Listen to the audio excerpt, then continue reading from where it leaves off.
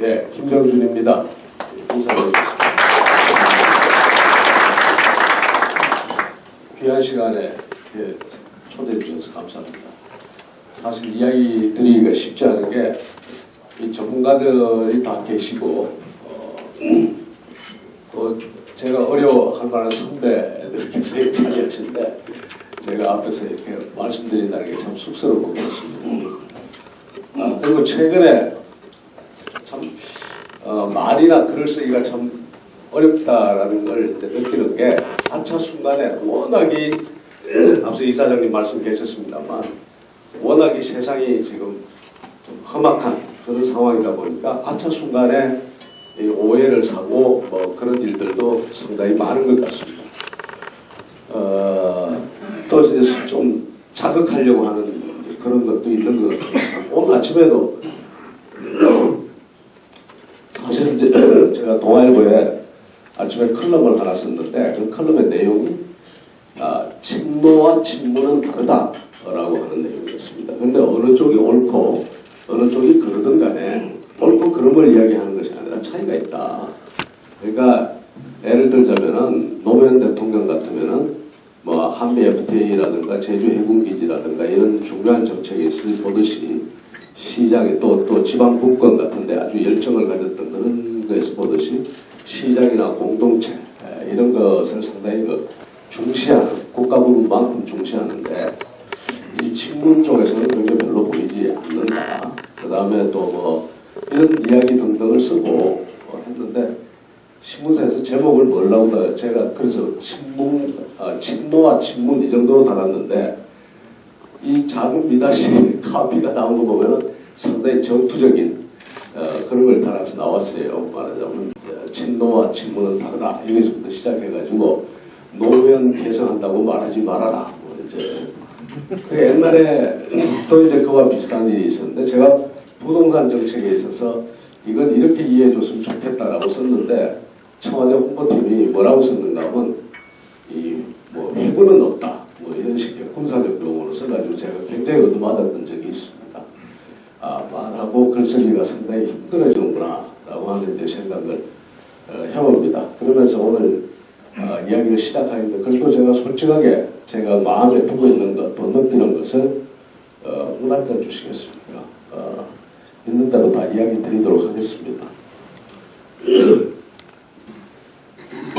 지금 저 사진이 앞서 또 말씀이 계셨습니다만 우리 사회가 굉장히 지금 어떻게 보면 참 험악하게 가는데 저게 1871년에 있었던 신미양요 때의 그 사진입니다.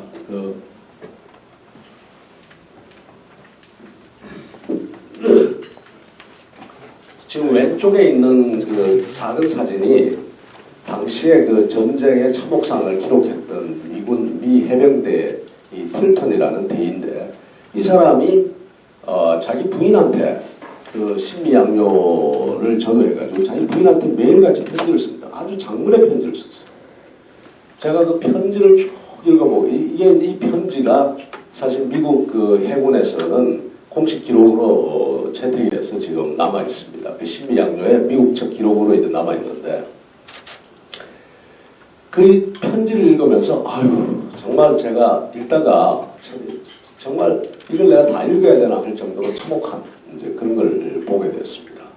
지금 오른쪽에 보시다시피 조선병사들이 다 죽어 있거든요. 근데 전쟁을 3일을 했는데 3일 동안 전쟁을 했는데 실제 전투 시간은 마지막 날 1시간이었습니다. 그 1시간에 조선군 250명, 조선군이 한 300명 좀 된 것 같은데 300명 가까이 350명 좀 된 것 같은데 260~70명이 그 1시간 동안에 거의 전부 전사를 했습니다. 전사를 할 수밖에 없었던 게 미군은 굉장한 무기로 레밍턴 소총으로 아주 그 정확성이 높은 그 사거리도 높고 그런 걸로 무장이 돼 있는데 조선군은 그야말로 화승총 이 사거리도 짧고 그 다음에 발사하는데 굉장히 어려움을 겪는 이걸로 무장이 돼 있었고 저쪽은 굉장히 훈련된 병사들이었고 조선은 그런 직업군인이 없었기 때문에 전부 가서 전국 각지에서 호랑이 잡는 포수들까지 다 동원해가지고 그 강화도에서 전투를 하게 한단 말이에요. 이 상대가 안 되는 전투입니다. 그리고 그나마 이 정부에서 이 당시에 조정에서 뭘 입혔는가 하면 조선군은 방탄복 비슷하게 입혔는 게 이 속옷을 갖다 속을 8겹, 9겹, 그 6월 초인데요. 굉장히 날씨가 아마 더웠을 겁니다. 그런데 그 속옷을 8겹, 9겹 되는 그 속옷을 결국 1시간 동안에 다 죽는데 죽은 사람들이 대부분 어디에 총을 맞아 죽는가 하면 전부 머리에 관통상을 다 입습니다. 저쪽에서 레밍턴 소총으로 성벽 위에 올라가가지고 싸우는 조선군을 향해서 그대로 이제 머리에다가 저격하듯이 쏜 겁니다. 그리고 나중에 이 화성총에 불 붙일 시간도 없고 하니까 미군 병사가 올라오는데 그것을 이 흙을 가지고 눈에다가 뿌리고 돌멩이를 던지고 이러고 싸우다 죽습니다. 그러니까 바로 그 자리에서 260명이 다 이제 전사를 하고 나머지 한 50몇 명은 또 바다에 뛰어들어서 자결을 합니다. 왜 자결을 했느냐? 조정에서 뭐라고 했는가? 살아서 돌아오는 자는 가족까지 다 죽이겠다고 했다. 자기가 죽음으로써 가족을 살리기 위해서 자결을 20몇 명이 포로로 잡혔는데 그 포로를 미군이 데려가라 하니까 조선 조정에서 뭐라고 그러는가 하면은 그런 말하자면 그 전쟁터에서 살아남은 그런 비겁한 자들은 우리가 인수할 이유가 없다. 라고 그 말하자면 인수를 거부합니다. 제가 왜 이야기를 드리느냐. 이게 나라냐 묻고 싶은 겁니다. 이게 나라냐. 병사도 없어가지고 전국에 호랑이 잡는 포수를 갖다가 데려다가 그거 가가지고 레밍턴 소총으로 무장된 그 미군을 향해서 가가지고 이 화성총 그거 대고 그 다음에 내보내면서 기껏 한다는 말이 살아서 돌아오는 자는 죽이겠다라고 공갈이나 치고 이게 국가가 아니라는 거예요. 그러니까 조선은 언제 망했냐? 사실상 1910년 우리가 합병에 의해서 조선이 망한 게 아니라 이미 1870년대 그 이전에 이미 다 망하고 없던 나라입니다. 겨우 숨만 쉬고 있던 나라예요. 왜 이렇게 됐느냐? 우리가 알다시피 정조대왕 이후에 보면 그렇지 않습니까? 정말 그 당시에 사회 변화가 엄청나게 심했는데 그야말로 그것이 상공업이 발달하면서 새로운 어떤 그 상공업 세력이 등장하고 서양으로 치면 부르주아들이겠죠. 등장하고 그러면서 이런 새로운 그 상공업 세력들이 양반의 지위를 위협하게 돼요. 그래서 신분 질서가 흔들리고 그 다음에 기본적인 그 농업 중심의 그런 질서가 흔들리고 또 외부에서는 개방 압력이 엄청나게 가속화되는 이제 그런 시기인데 세상이 바뀌면 당연히 뭘 해줘야 되는가 하면 국가의 운영 체계나 그렇지 않으면 국가의 운영하는 그 내용이 달라져야 되는데 전혀 달라지지 않았다. 그리고는 정조대왕 이후에 소위 안동김치, 풍양조심 이러면서 세도정치가 이어지는데 그 세도정치라는 것은 저보고 어떻게 정의하냐고 물으시면 저는 이렇게 정의합니다. 딴 것 없다. 시족 중심이고 뭐고 간에 이 세도정치는 권력을 잡기는 잡는데 그 권력의 목적이 없는 겁니다. 목적이 뭔가 하면 권력 그 자체를 위해서 그 권력을 잡는 거지 그 권력으로서 무엇을 하겠다는 목적이 없는 거예요. 오로지 권력 그 자체만을 위해서 자기들끼리 죽이고 살리고 하면서 그러고 국가를 운영합니다. 그러니 세상은 엄청나게 빠른 속도로 변하는데 무엇을 할 것인가에 어떤 방향성도 없고 목적도 없이 권력 그 자체만 가지고 싸우는 정치가 조선조 말까지 계속됐다고 해요. 그것이 국가가 망하지 않고 배기겠느냐는 겁니다. 일찍이 선각자들이 야 이것은 잘못되었다라고 무수하게 이야기를 했습니다. 말하자면 이익 선생 같은 분은 세상이 바뀌면은 그 국가의 근본적인 질서가 바뀌어야 되고 국가 운영의 기본 틀이 바뀌어야 되는데 어떻게 해서 그걸 바꾸지 않느냐. 정치하는 자들은 마치 말하자면 격가지나 건드리고 있다. 이렇게 이야기를 했습니다. 백성들의 삶은 지금 꼭 뭐하고 같은가 하면 우물이 있는데 그 우물로 아이가 지금 기어 들어가고 있는데 꼭 빠지는 거죠. 그러니까 그 아이를 빨리 건져야 되는데 뒤에서 뭐 하고 있는가 하면은 그 애 빠진다 소리만 하지 실제 건지려는 노력을 안 하는 거예요.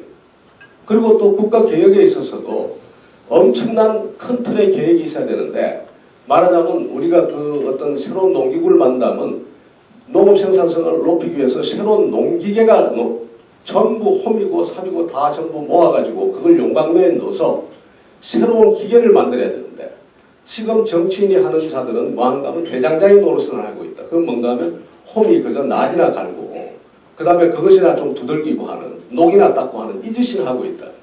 그러니까 격까지만 이렇게 국가의 근본을 건드리지 않고 격까지만 하고 있으니 어떻게 나라가 성하겠느냐라고 통탄을 했어요. 정약용 선생은 그렇게 이야기를 했습니다. 정약용 선생의 경세유표 서문에 보면 이렇게 되어 있습니다. 공기론에 보면은 활을 들면 좀 먹은 부스러기가 술술 나고 화살을 들면 기초기 우술 떨어지고 칼을 뽑으면 칼날이 칼집에서 나온다. 이렇게 해가지고 이게 나라가 되겠냐라고 이야기를 공기론에 그렇게 쓰고 경세유표 서문에는 뭐라고 썼는가 하면 사람으로 치면 털 하나도 병들지 않은 곳이 있으니 지금 당장이라도 고치지 않으면 이 나라는 반드시 망할 것이고 필망국이라고 했습니다. 이 나라는 반드시 망할 것이다. 결국은 그로부터 60, 70년 뒤에 우리는 국가를 갖다 다 완전히 다 뺏기게 되는 이런 일이 벌어집니다. 그 선각자들의 이야기가 전혀 안 들어갔다.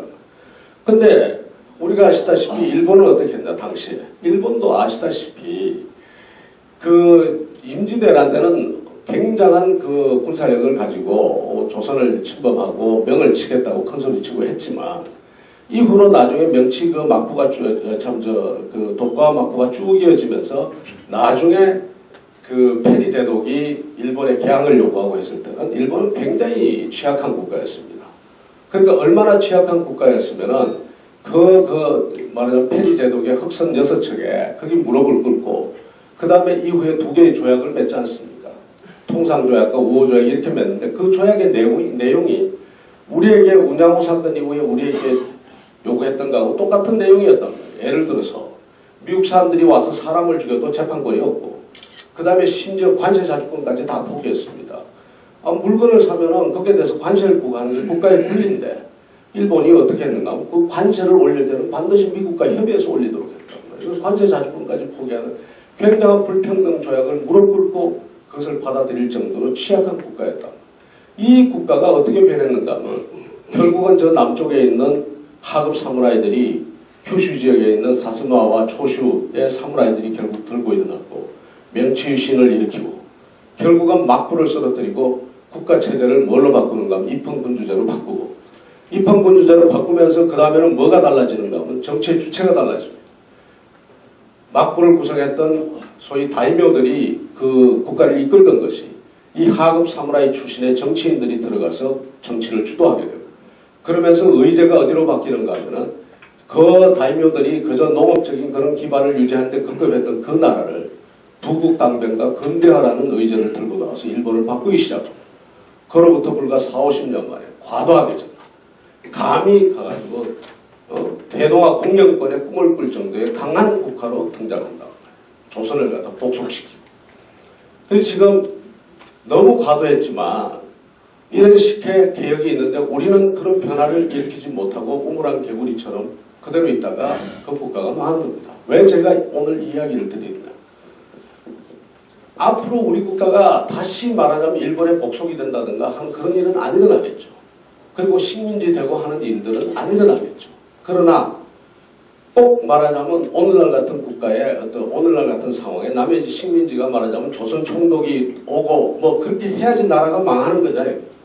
그것이 아니라 경제와 사회가 어려우지만 그것이 곧 나라가 위험해지고 나라가 정말 정신적으로나 문화적으로나 경제적으로 다 복속되는 거 아니냐. 그럴 가능성이 없느냐. 지금 그럴 가능성이 충분히 있다라고 지금 제가 말씀드립니다. 그렇기 때문에 지금은 뭐가 필요한가 하면은 그야말로 아까 이익 선생이 이야기했듯이 이 홈이나 삽을 다 모아서 용광로에 부어서 새로운 기계를 만들 정도의 그런 혁신들, 그런 생각들이 필요한데 그러지 않고 뭘 하고 있는가 하면 정말 가서 홈이 낫에다가 녹이나 닦고 하는 그걸 마치 개혁이나 혁신인 것처럼 하고 있고 뿐만 아니라 정말 목적을 가지고 국가를 운영해야 될 사람들이 그러지 않고 오로지 권력 그 자체를 목적으로 해가지고 자기들끼리 치고받고 싸우고 있다. 그래서 국가의 목표 자체가 지금 없어져가는 이런 양상이 굉장히 안타깝다는 겁니다.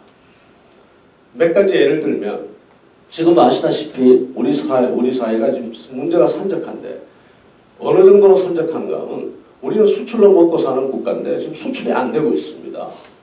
수출이 최근에 와가지고 굉장히 빠른 속도로 지금 떨어지고 있고 그 다음에 투자도 위축이 되어 있습니다. 기업들이 투자를 안 합니다. 기업들이 투자를 안 하고 그것도 특히 현지 투자는 안 하고 자꾸 해외 투자만 늘리려고 하는 이런 양상으로 가고 있단 말이에요. 근데 이 투자가 안 되는 것을 무슨 대통령이 재벌들한테 이야기를 해서 투자하라 그렇게 해서 되는 게 아닙니다.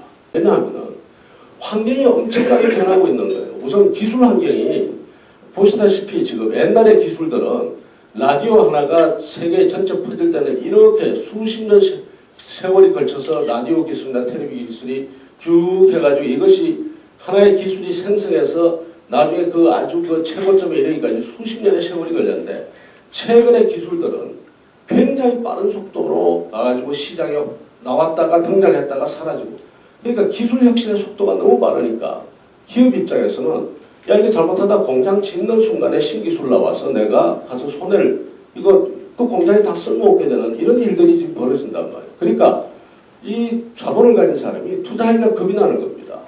나중에 다시 이야기가 나올지 모르겠습니다. 그런 건 어떻게 하느냐.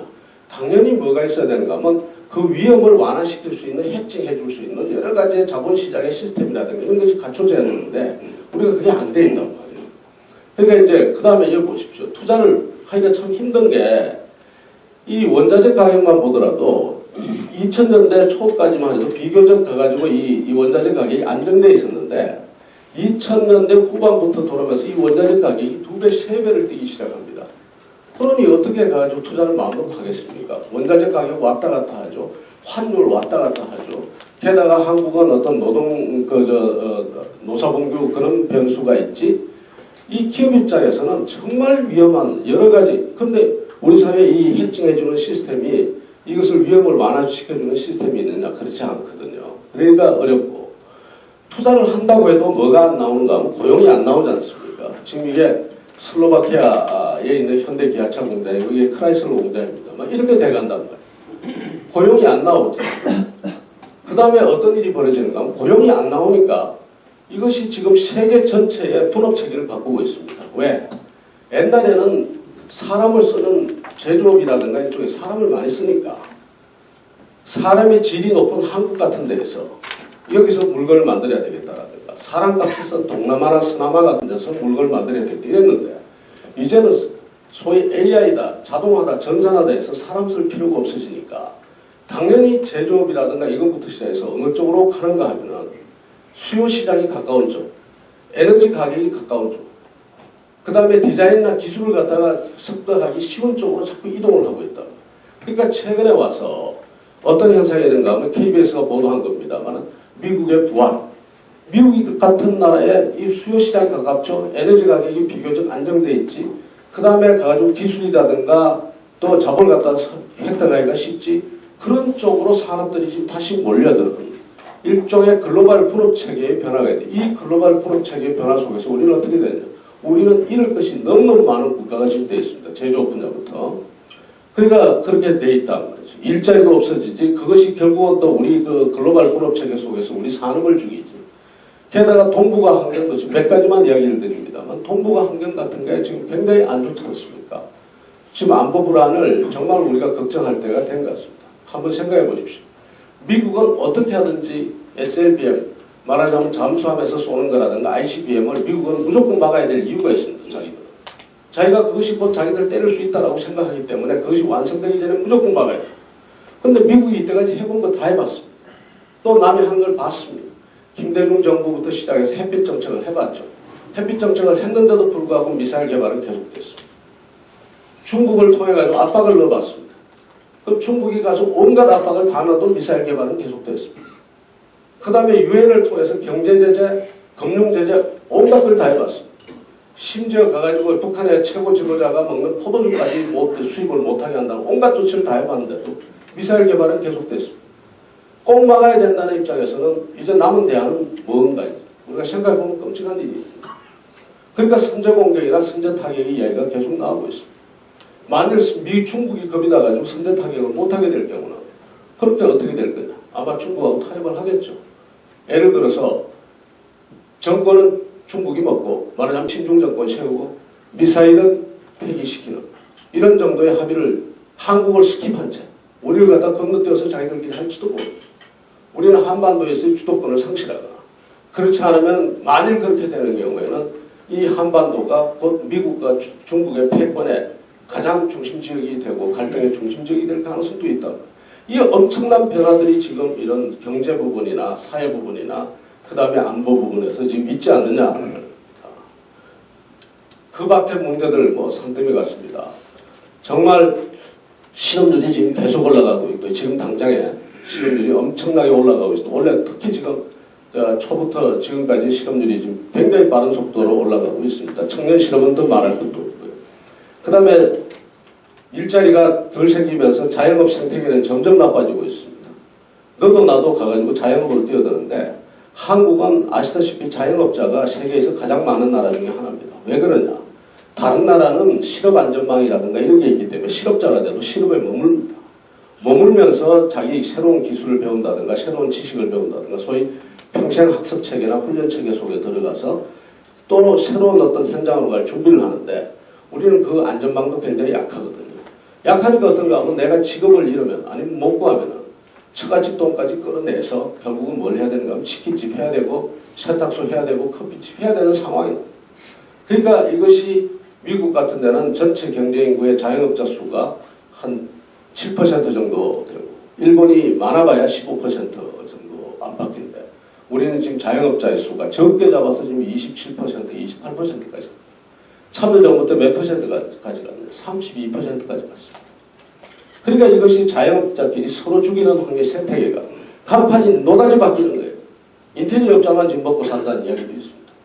그러니까 또 인테리어업자가 더 많아지죠. 또 자기들끼리 또 이제 치고받고 하는 그런 생태계가 나온단 말이에요. 수출 부진하고 아까 말씀드린 것처럼 전체적으로 어디로 흐르고 있느냐. 아까 제가 조선 이야기를 드렸습니다. 조선 이야기의 그 아주 정점은 뭔가 하면 비숍 여사가 쓴 그 코리아 앤 허 네이버 그 한국과 그 이웃 나라들이라는 책에 보면 400몇 페이지인데 보면 그렇게 나옵니다. 한국은 조선은 모든 것이 딱하고 천하고 초라한 나라다. 그야말로 헬조선입니다. 그 헬조선을 향해 가지 않는다고 과연 누가 장담할 수 있느냐. 이런 얘기가 나옵니다. 앞으로 그러면 희망이 있느냐. 우리 사회가 우리의 지금 이런 문제들을 해결할 능력이 있는가. 한번 물어보죠. 예를 들어서 지금 산업구조조정을 해야 됩니다. 아까 제가 말씀드린 것처럼 우리가 국가가 지금 글로벌 분업체계가 바뀌면 우리가 세계를 리드할 수 있는 새로운 신산업이 나와야 되고 그 신산업이 나와야 되는데 신산업에 대한 비전은 있는지 그 비전이 있다고 해가지고 우리가 지금 그 신산업 적으로 자본과 노동을 이동시킬 수가 있는지 옛날에 박정희 대통령 시절에는 그런 일이 있었어도 안 되고 또 있을 수도 없지만 당신은 이거 치우고 저거 조선해 당신은 지금 하는 건 다 때려치우고 반도체 당신은 말이야 항공사 받고 당신은 뭐야 대통령이 구조조정 다 했습니다. 돈이 없는데 돈 그래야죠. 은행 통해서 빌려줄게. 그 다음에 하다가 손해보면 어떡하겠어. 걱정하지 마. 그 리스크 내가 감당해줄게. 당신 말이야 저 어디 가서 땅이라도 매립해가지고 그거 가지고 메이크업해. 국가가 모든 것을 다 해줬다. 그러니까 자본도 쉽게 이동하고 노동은 국가의 통제하에 꼼짝도 못했으니까 옮겨가라면 옮겨가는 겁니다. 지금은 자본인데 청와대가 재벌한테 감히 부탁이 아니라 전화 한 통하면 그것이 게이트가 됩니다. 이번에 우리 봤지 않습니까? 그 다음에 노동은 자기 기득권 속에서 엄청나게 자기 저항정신이 굉장히 큽니다. 그럴 수밖에 없는 게 임금 격차가 무지무지한데 나중에 다시 이야기 드리겠습니다. 내가 여기서 이동했을 경우에 그 다음에 지금보다 더 나은 상태나 아니면 지금 현재의 스테이터스를 유지할 지금 자신이 없는데 내가 죽어도 이 회사에서 그냥 같이 죽지 내가 이동하겠다는 생각을 안 하게 된다. 그러니까 자본과 노동을 이동하기 시키기가 너무너무 힘든데 그 힘든 조건을 누가 그것을 풀고 자본과 노동을 지금 한국 사회에서 이것을 이동시킬 수 있겠느냐. 전 자신 없습니다. 제가 대통령이 되고 제가 청와대 정책실장으로 다시 들어간다 하더라도 저보고 물으면 너 할 수 있느냐 하면 전 지금 못할 것 같아. 실제로 못했거든요.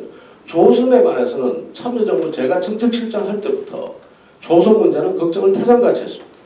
철강 문제도 걱정을 무지하게 했습니다. 왜? 중국이 어마어마한 속도로 가지고 조선이나 철강 쪽에 투자를 하고 있기 때문에 그것이 곧 말하자면 과잉 생산으로 돼서 우리가 어려워질 거라는 걸 뻔연히 알면서도 어떻게 그 조선을 갖다 구조조정하느냐 문제에 딱 봉착하면은 야 이거 갈 때까지 가야 되지 사전에 우리가 조정한다는 게 거의 불가능하다고 저는 느꼈어요. 결국은 우리도 죄가 있는 겁니다. 저도 죄가 있고요. 지금까지 어려운 것들이 못했단 말이에요. 할 수 없어서 못한 겁니다. 몰라서 못한 것이 아니라 앞으로도 마찬가지입니다. 게다가 이런 옮겨가는 과정에서 M&A하고 하는 과정에서 자본시장이 굉장히 발달해가지고 그 자본시장이 받쳐줘야 되는데 아시다시피 우리 자본시장이 그렇지 못하단 말이에요. 저는 저 지표를 믿지는 않습니다만 WEF가 한국의 자본시장 그걸 갖다 144개국 중에 81호 랭크를 했어요. 뒤에 어떤 나라가 있는가 하면 우간다, 케냐 바로 이런 나라들이 나옵니다. 저는 너무 과도하게 과소평가했다고 생각하지만 오죽했으면 저런 이야기를 듣겠습니까? 그러니까 이런 부분에서 약하니까 이 구조조정이 잘 안 일어난단 말이에요. 게다가 과학기술도 그렇지 않습니까? 과학기술도 우리가 이 새로운 신산업이 발전하려면 우리 과학기술 수준이 굉장히 높아져야 되는데 지금 한국 전체로 보면 어떠냐? 세계에서 GDP 대비해서 투자를 가장 많이 하는 국가입니다. 여기 한국인데요. 그 다음에 인구 비례해가지고 연구원의 숫자가 가장 많은 국가 중에 하나입니다. 거기에 이스라엘 정도가 있습니다. 이게 지금 이거든. 연구원 숫자도 많고 투자도 지금 우리나라가 엄청나게 세계에서 제일 많이 하는데 비율로 봐서 그런데 왜 과학기술이 우리가 자꾸 지금 답보 상태에 있느냐. 문제는 뭔가 하면 이런 겁니다. 우리나라의 그 과학기술 투자의 정부 프로젝트 같은 게 성공률이 98%입니다. 성공률 98%라는 게 무엇을 의미합니까? 해야 될 것은 안 하고 있다는 거예요. 독일이나 미국 같은 데서 성공률이 20%에 40%밖에 안 되거든요. 그럼에도 불구하고 그 실패한 것들을 더 존중하고 그 실패한 것 위해서 또다시 실패를 하고 실패를 거듭하면서 그 위해서 기술 축적을 해나가는 거예요. 우리는 이게 다 뭔가 하면 국가운영체계가 엉망이라는 겁니다. 왜? 관료 입장에서는 성공 안 하면 감사받고 그러니까 그 감사가 겁나니까 성공하는 데다가 자꾸 투자해야 되고 안 해도 되는 건 투자하고 성공할 만한 거면 투자 안 한다. 이런 시스템으로 과연 우리 구조조정이 가능하겠느냐. 이걸 누가 다 바꾸겠느냐. 자신 없습니다. 그 다음에 이거 한번 보십시오. 세계의 지금 노동자들이 변화하고 있습니다. 어떻게 변화하고 있냐. 지금 이제 ILO에서 나온 보고서입니다만 유럽만 하더라도 2000년에서 불과 한 20년 동안에 어떻게 변해야 된다고 생각하는가 하면 소위 4차 산업이다 신산업이다 이런 게 일어나니까 근로자가 지식 근로자가 돼주고 근로자가 혁신 근로자가 돼줘야 됩니다. 이렇게 가야 된단 말이에요. 이렇게. 여기 지금 아주 높은 수준의 그 혁신 역량과 지식 수준을 가진 근로자가 늘어나야 되고 그 다음에 가가지고 아주 단순한 어떤 지식과 기술을 가진 근로자의 수는 줄어들어야 되겠죠. 당연히.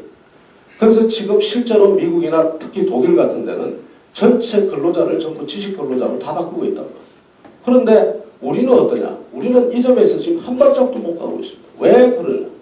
여기에서 가장 혁신적인 노력을 해줘야 될 그런 주체가 누군가 기업들인데 기업이 자기 근로자를 갖다가 혁신 근로자로 만들고 지식 근로자를 만들기 위해서 노력해야 되는데 우리나라는 중소기업이 고용의 거의 90%까지 85%, 87%를 차지하고 있는데 이 중소기업이 대기업하고 임금 격차가 너무 심하고 그렇단 말이에요.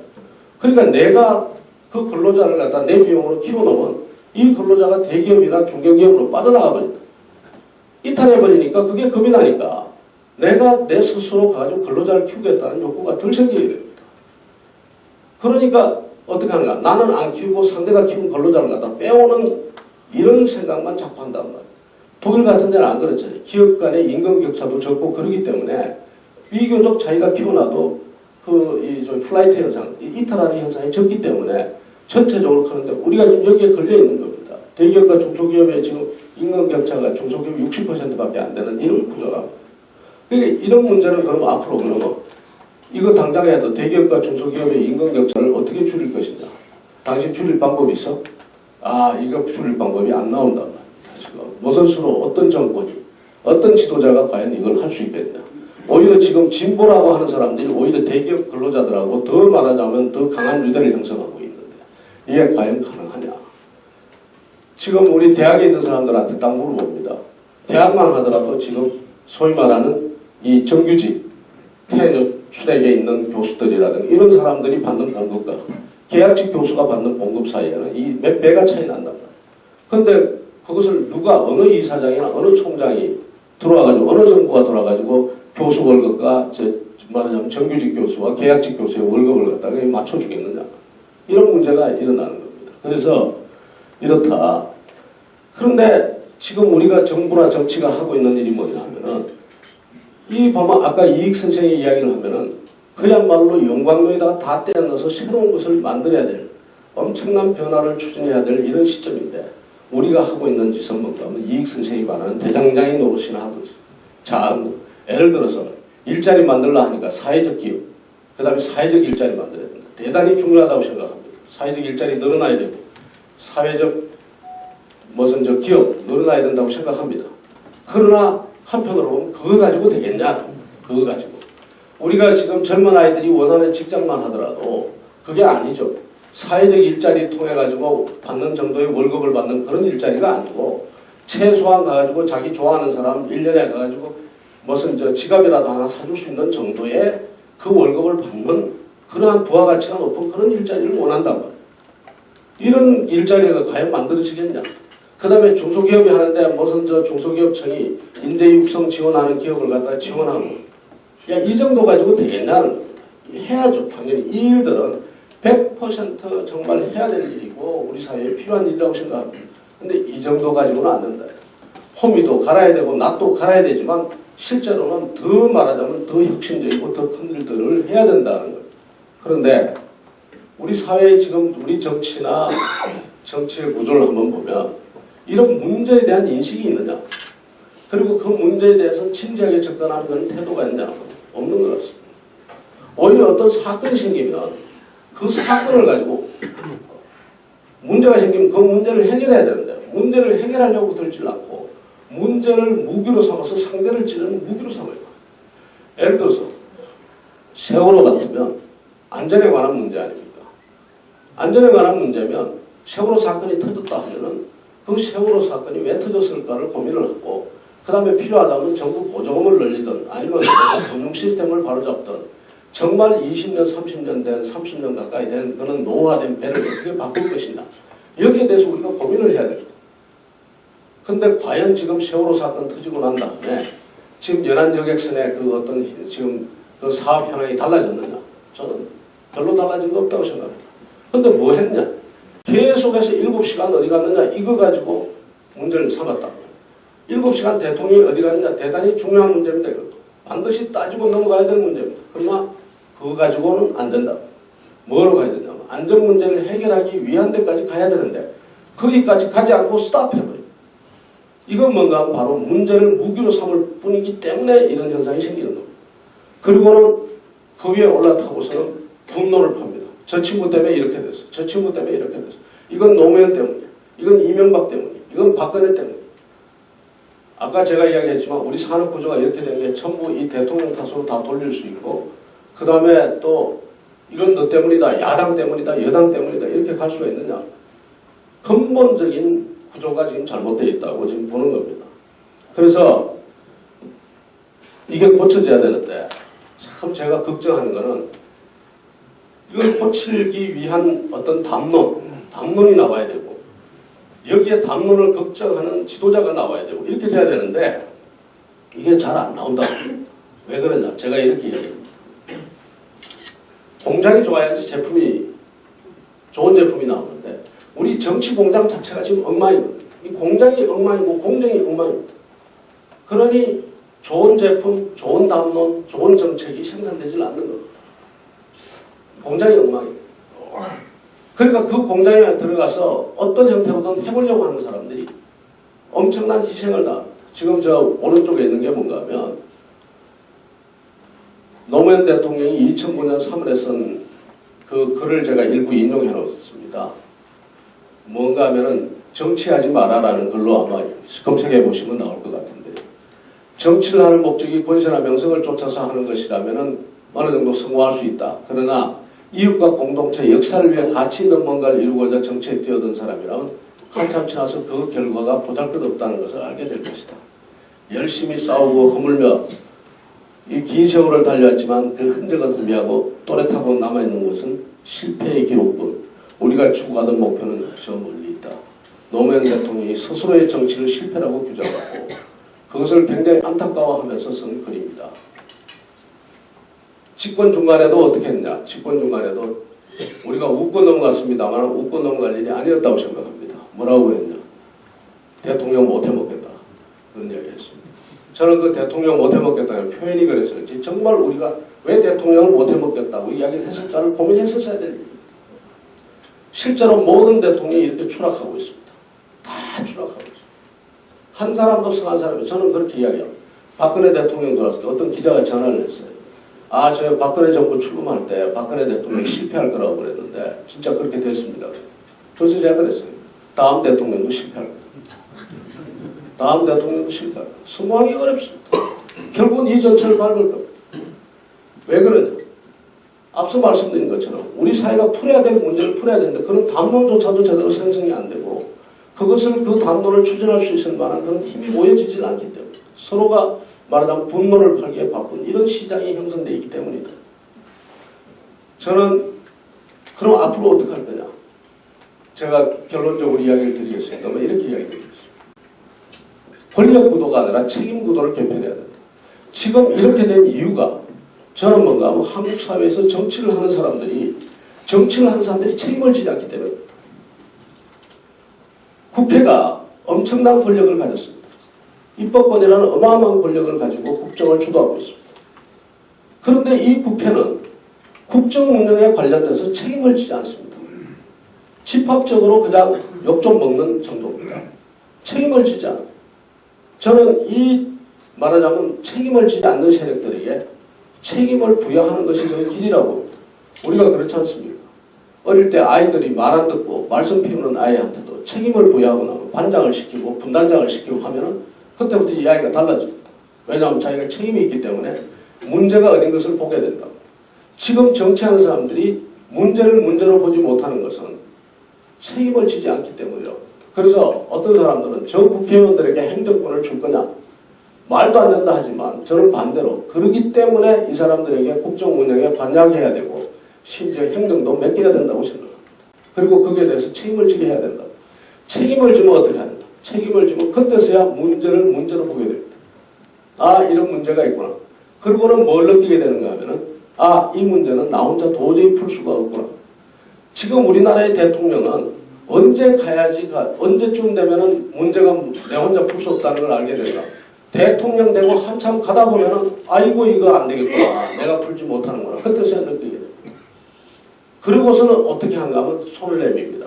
제발 나하고 같이 문제 좀 풀자. 노무현 대통령은 어떻게 했습니까? 대연정 제의했습니다. 대연정 제의했는데도 불구하고 정치권은 싸늘했습니다. 여당도 그렇고 야당도 그렇고 싸늘합니다. 왜? 아니 저 양반이 왜 작은 권력을 주려고 하지? 여당 입장에서는 그렇고 야당 입장에서는 뭔가 하면 권력이 다 왔는데 내가 다음 권력은 내 건데 왜 지금 내가 여기 들어가서 책임을 맡지? 난 책임 안 맡겠다는 겁니다. 만일 그때에 박근혜 대통령이 그 대연정을 당시 대표로서 대연정을 받아들이고 들어가서 우리 사회의 문제가 얼마만큼 심각한지를 볼 기회가 있었다면 절대로 대통령으로 저는 실패하지 않았다고 보고 한국도 이런 불행이 없었다고 생각합니다. 밖에 빠져나와 있으니까 문제가 보이지 않고 책임이 없으니까 문제가 보이지 않고 그러다 보니까 우리 사회 서로가 힘을 합쳐서 풀어야 된다는 생각 자체가 나오질 않는 거예요. 대결 구도로 계속됩니다. 그래서 책임을 나누는 수밖에 없다. 그래서 저는 권력구도 개편이라는 말을 싫어합니다. 권력구도 개편이 아니라 책임구도의 개편이라고 우리가 보고 그렇게 해서 권력을 나누는 것이 아니라 책임을 나누는 구도로 가요. 이번에도 그랬습니다. 제가 총리 제안을 받으면서 박근혜 대통령한테 나한테 조각권을 비롯해서 내각을 구성할 수 있는 권한을 다 주십시오. 그랬어요. 그러면서 제가 이야기 드렸습니다. 대통령님, 내가 청와대에 있어 보니까 나머지 마지막 1년 3개월, 1년 5개월은 있는 게 뭐밖에 없는가 하면 권한 하나도 없습니다. 권한과 권력은 하나도 없고 이미 만신창이가 됐고 뭐만 남느냐? 책임과 고통만 남습니다. 그 책임과 고통을 나한테 달라는 이야기입니다. 권한 달라는 이야기 아닙니다. 그 책임과 고통을 나한테 다 주고 그 다음에 외교 안보라든가 이런 것만 챙기시고 이건 다 주십시오. 그러면 여기서 내 몸이 부서지든 어쨌든 한번 나야 희생되면 그만이니까 희생되면 그만이고 맞고 나가 떨어지면 그만이니까 내가 한번 해볼 테니까 그 고난을 다 주십시오. 고난 주는 거 아닙니다. 책임과 고통을 저한테 넘기시는 겁니다. 이렇게 이야기를 드렸습니다. 고개를 끄덕하시더라고요. 왜냐하면 해보니까 괴롭잖아요. 해보니까 안 되잖아요. 그래서 제가 그랬어요. 이거는 하는 방법은 하나밖에 없습니다. 권한자한테 주시고 방법은 뭔가 하면 야당을 끌어들여서 야당에게도 책임을 같이 나눠줘서 해야 됩니다.